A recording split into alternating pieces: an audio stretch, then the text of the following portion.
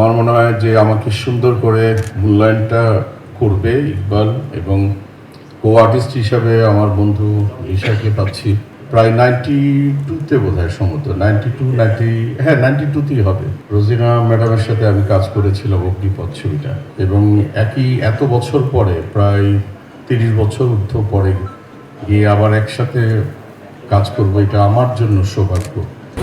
Strawberry super dotted ও classic variant sensation জাগুক শিহরণ। এবং আরও ভালো ভালো আমিন, আমার ছোট ভাই প্লাস বন্ধুবর, ও কাজ করছে। It is a great surprise আমি মনে করি। বাদন অনেক ভালো শিল্পী একজন।